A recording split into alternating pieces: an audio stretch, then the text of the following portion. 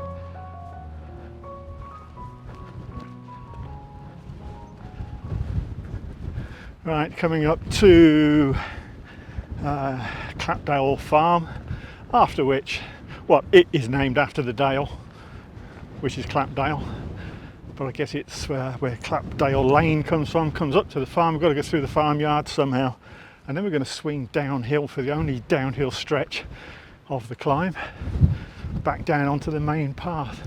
Just been chatting with the farmer here, lovely bloke. He was just saying he was out the other day and the Google street map, the vehicle came trundling up this path doing filming, which I'm sure he shouldn't be doing, but he said it was the last thing he expected to see on his isolated farm track. That must mean I'll be able to see it on Google Maps soon, if he doesn't get to them first and tell them off.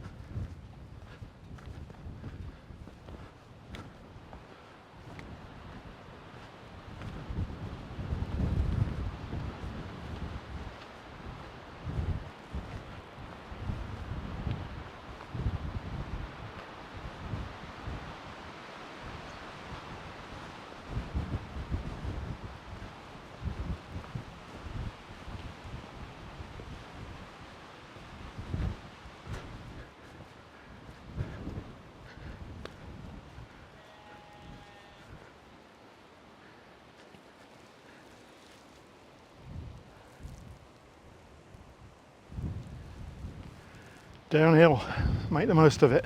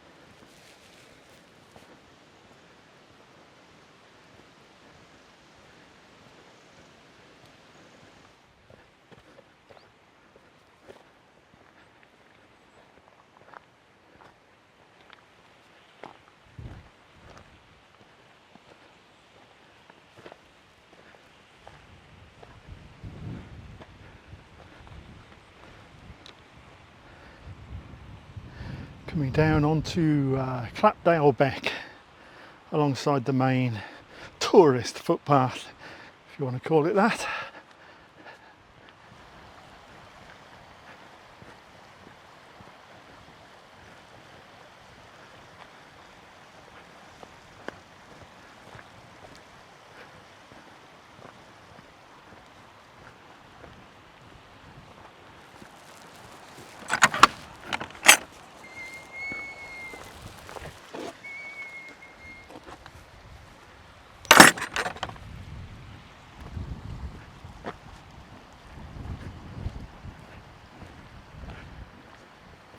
I remember last time I came walking up here, I could hear in the background what sounded like a heartbeat, which was a bit sort of off-putting, and it turned out it was these sort of, I think there's a couple of them, these sort of square buildings on the side. Inside them there's like pneumatic pumps that take water from the beck through the pipe that's dangling from the wire over there, pumps the water up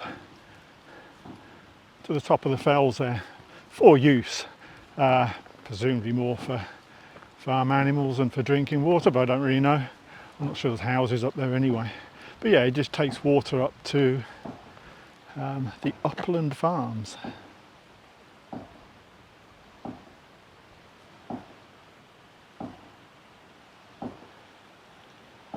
The beating heart of Clapdale.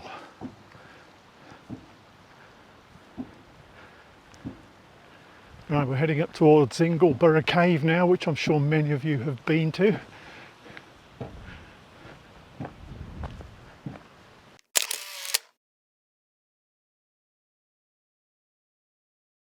Lovely waterway is Clapdale Beck.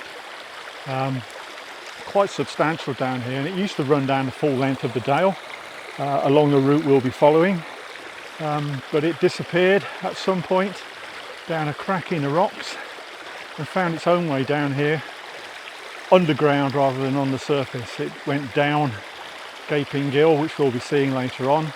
The waterway we'll see disappearing into Gaping Gill is this, and it stayed underground until it reached Ingleborough Cave. In fact, it probably was one of the creators of Ingleborough Cave, where it emerged and carried on more traditionally above ground. So an interesting little beck. Ingleborough Cave, which has a cafe of some sort, and if I'm still alive on the way down, may well be where I'll stop for a cup of tea and a piece of cake, which has to be done. That's if it's open.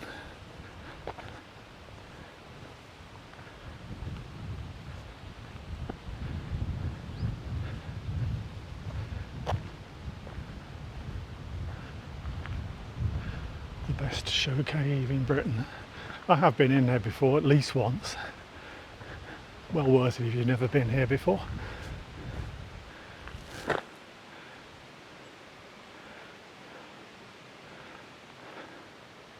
We're open every day. First admission 10 AM. Well, it's currently 9:40, so probably not open yet.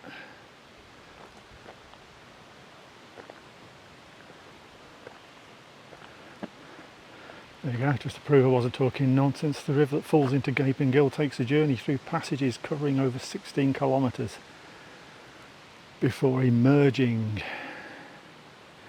at one of the UK's finest showcase, Ingleborough Cave. There you go. I got something right for once.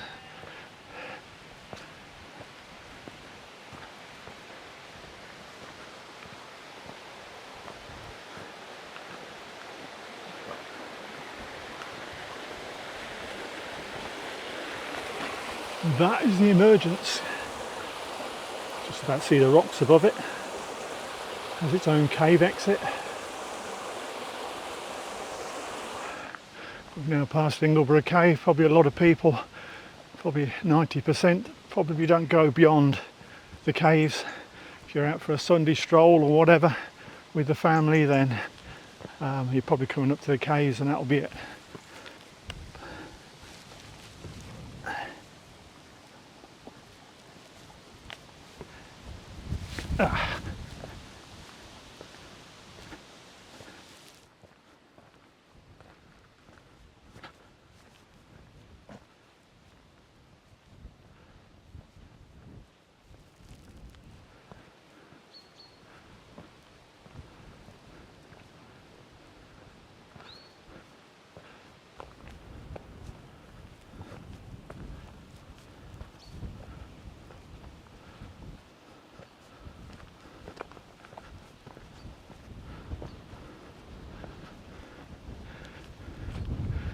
Right, we're making the big swing left-hander up towards Trout Gill now and towards Ingleborough itself.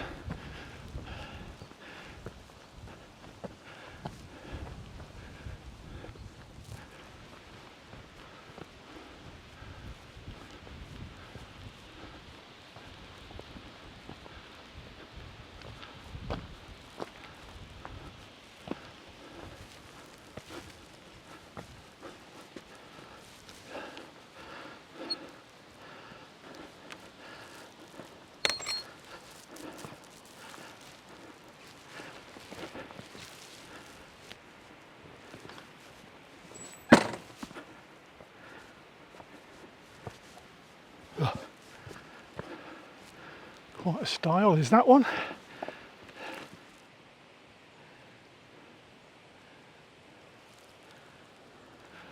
Right, fast approaching Trout Gill now. Trout Gill's very much a sort of midpoint. I don't know if it is exactly the midpoint, it may not quite be there yet, but it kind of divides the more tranquil, easier going if hard work. First section of the walk really separates it from the more rugged open moorland, sinkholes, chaotic winds, and often completely different weather. I think we'll be okay today apart from the winds, but yeah, Trout Gill is where the easy bit ends and the tough bit starts. The path below us at the moment, it is like walking up a riverbed. Very stony, bumpy, lumpy. That's because a long time ago, hundreds of years ago, it was a riverbed. This is where Clapdale Beck would have been flowing, and the high sides up ahead would be underground, and there'd have been a roof over it. How far the roof extended I don't know, but it would have been underground, and it would have come out somewhere here, I would assume. So it would have been a brief travel underground, similar to what it does now, only just a couple of 100 yards back then compared with what it does now. But yeah, it used to come down here, and Trout Gill, which is just around the corner, is a stony scramble now. Back hundreds of years ago it was a waterfall. That's the theory anyway, that Clapdale Beck came over Trout Gill as a waterfall and then came trundling down here out of some sort of roofed cave. Love to have seen it, but we're talking a long time back now, probably thousands if not hundreds of years. Quite a spectacular ravine.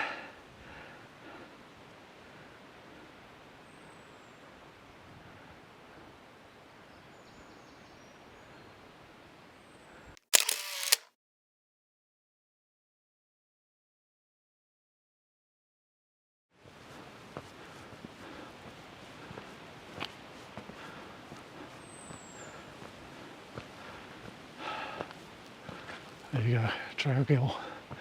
The point at which many a casual walker looks at it, looks at their partners and families and says, I ain't going up there. But we've got to go up there. It's not too difficult, not on a day like this. The last time I came up here, the weather changed once we got above it. And once we got up to near Gaping Gill, it started to pour down with rain. And when we came back down this stretch, it was a waterfall. Not a huge one, but water was pouring down it. Made it very tricky and quite dangerous to try and get down here with waterfalls either side. But right, I need to concentrate now and get up here.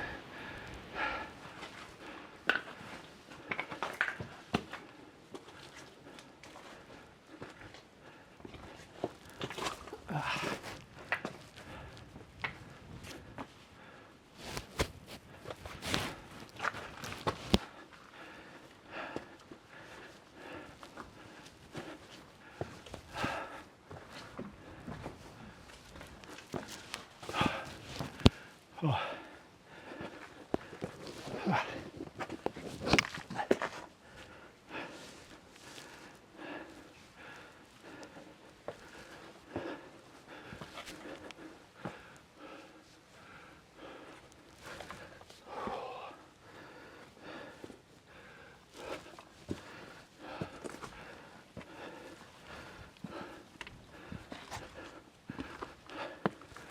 Right, Trout Gill conquered. Well, conquered on the way up, it's even harder coming down.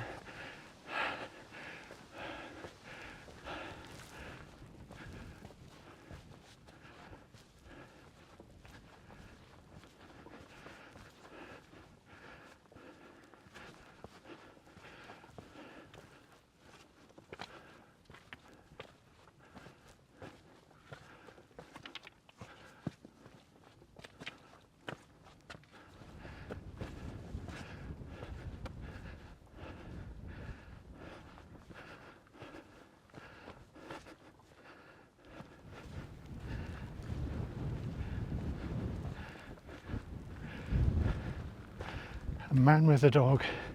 Only the second person I've seen so far on the climb. I thought there'd be a lot more.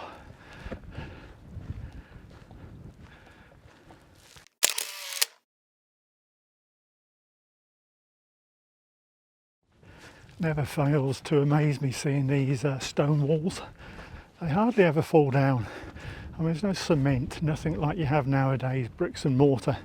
I mean, these are just skillfully stacked in such a way that they support one another without collapsing in strong winds and whatever. As I say, you rarely see them buckle, and you've got to think this is over 1,500 feet high. I mean, you know, they'd have been working, I mean, they'd have to have walked all the way up here. There's no ski lifts or anything. They would have to have walked up here, and probably still would if it collapsed anywhere, to put this together. I mean, even putting 6-foot stretches together for me would take ages, and this has been going on most of the journey along, so yeah, incredibly impressive. The stone walls of the Dales. That's where we've come from. Still climbing steeply.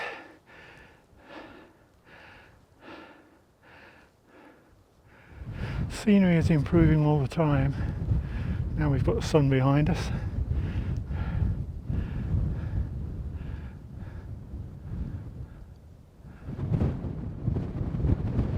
Just taking a slight detour now to Gaping Gill, where we saw that river coming out of the rocks down by Ingleborough Cave.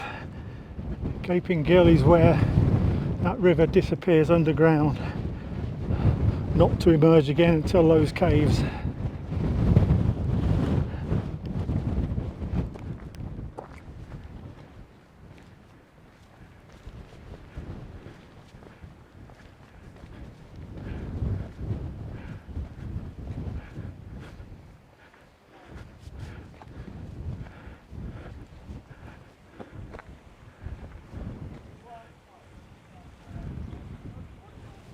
Gaping Gill is in that hole.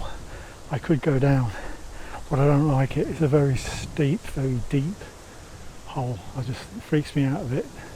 Plus my legs won't get back up again. That is Gaping Gill.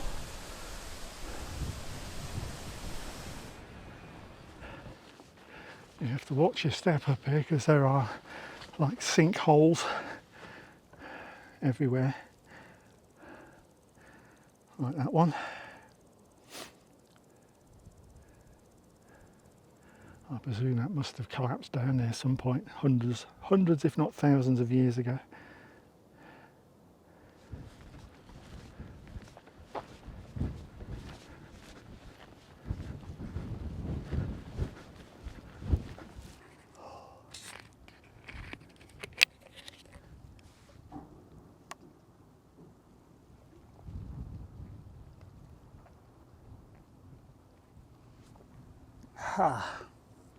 Oh, it's hard work. A lovely setting though. I think whoever said it was 2.5 hours must have been a runner. I think it'll take longer than we took like 4 hours the way it's going. But Ingleborough's getting bigger as we walk, so that cheers me up, and the clouds have moved, so just need a sugar boost before it gets seriously difficult.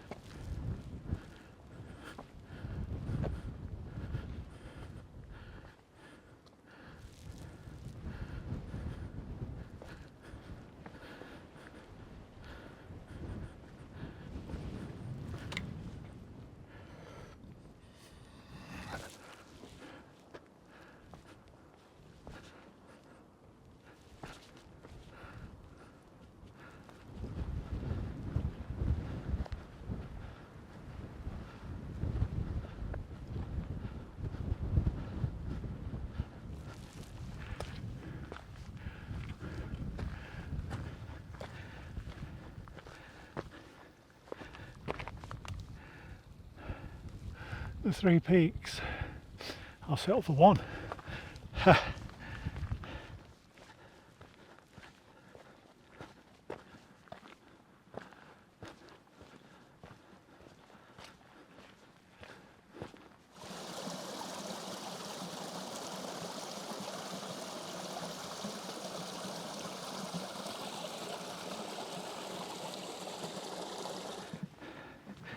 Right, the serious climb starts ahead.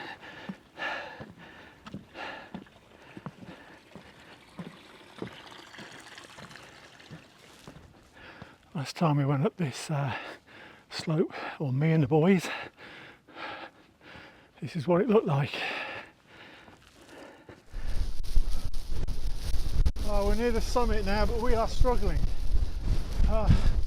This is hard work now. Sean's struggling bad. Connor's gone. We don't know where Connor is. We think he's near the top. So we've got to keep going.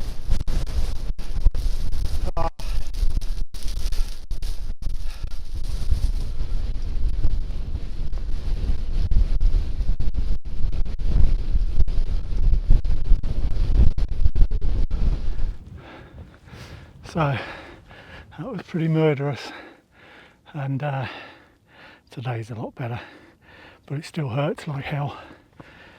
Just got to take it easy and get up here. Oh, keep going, keep going. There's people running up and down here, so I should be able to walk it.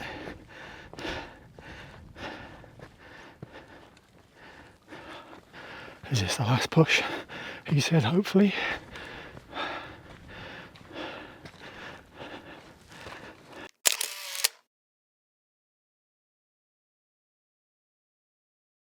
Oh, there's the summit right in front. It still looks a long way away. I've got to keep going.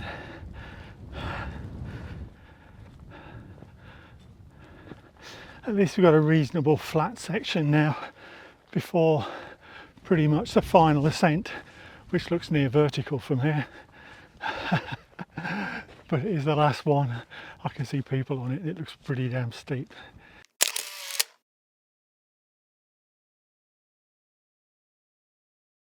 It's got to be done. Last time I came up with the boys, I didn't get this far, but within a week one of them was in hospital as a result. I asked them last week if they wanted to come and have another go. And guess what? They both said no. Couldn't really fathom that one out. They said no chance. Madness. Here we go. Oh, I look at that and I think to myself, I can't get up there. I haven't got any gas left. I've got to do it, but boy oh boy, that hurts to look at it. And that's only the first part of, I think, 3. Stop moaning and get on with it.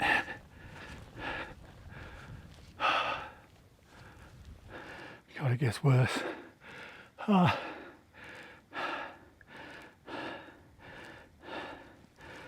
I've done a fair bit. I will never moan about walking on flat ground again. Give me thorny any day. I don't mean that.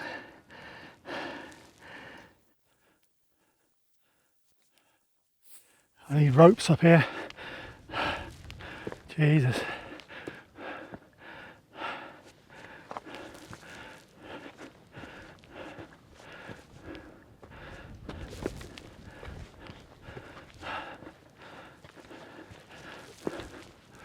Keep going, come on.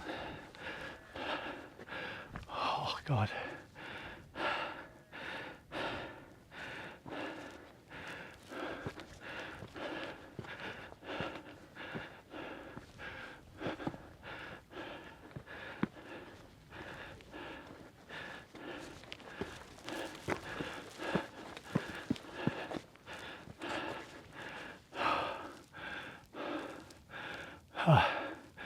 Need a rest at the top of this one.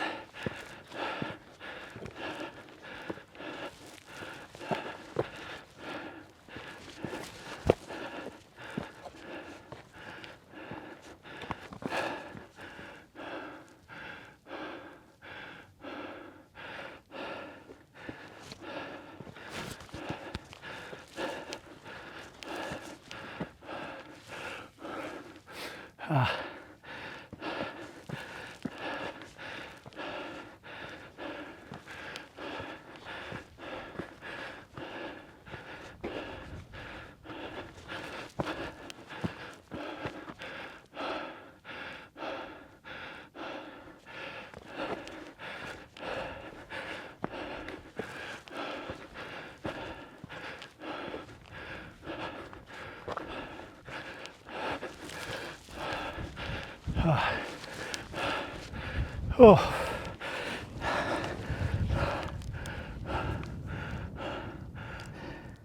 Am I allowed to jump in? Oh, tempting.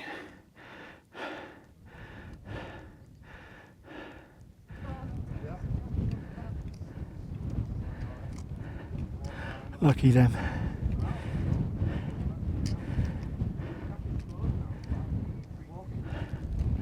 Decent views, but a bit sort of murky misty really. Not as crisp as I like it, but I'm not complaining.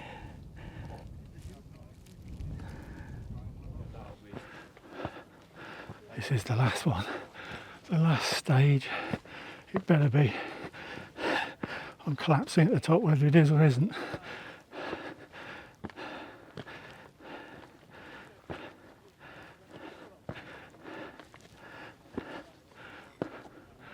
Bloody steep.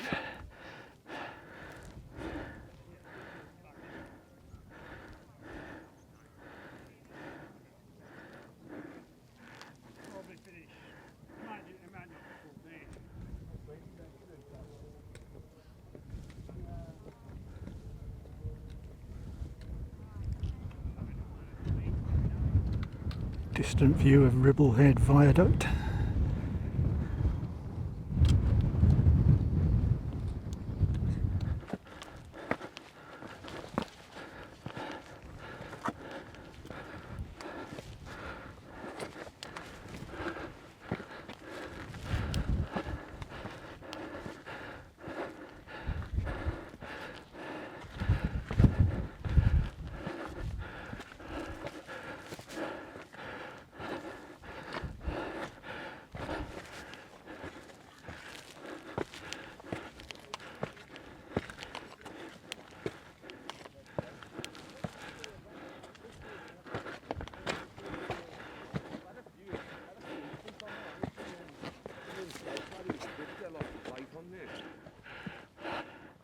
Right, we're on the plateau now. I've just got to find the trig point, which is the official summit, which is obviously where everyone's walking to at the top. Nearly there. Crowds of people getting their photo on the summit. Very, very windy up here.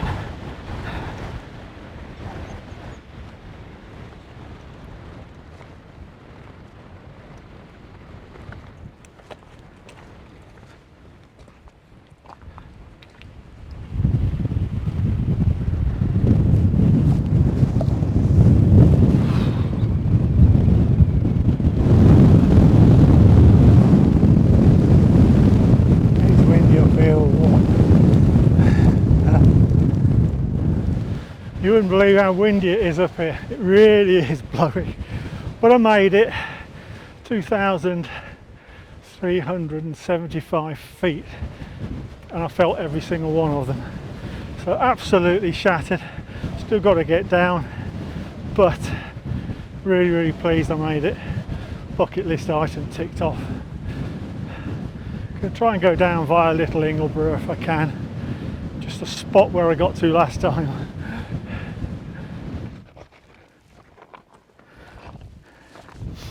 Fantastic pathway going all the way across to Little Ingleborough in the distance, which I kind of need to get to because that's where we got to last time. I just want to get there again just to say hi.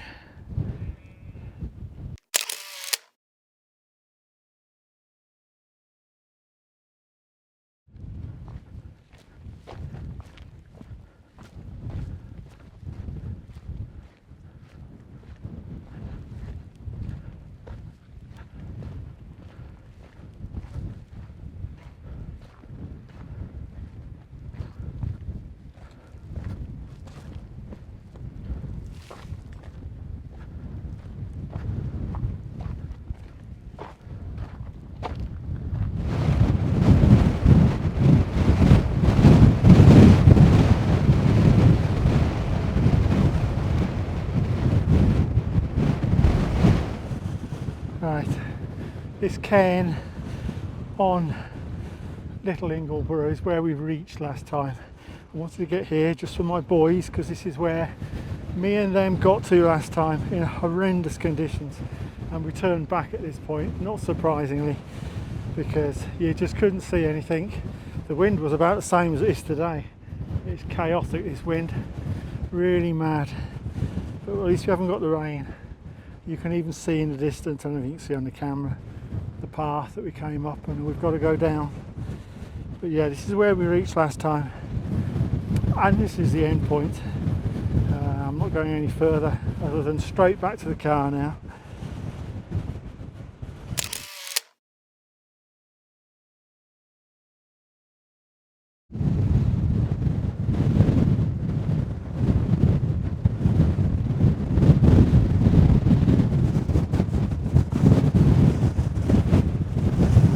It's actually so windy, I've just got blown off my feet, literally blown off both feet.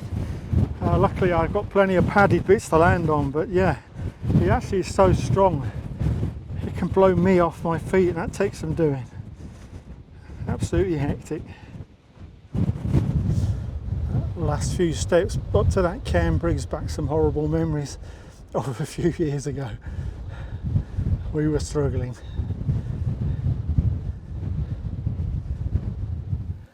Oh, that's it.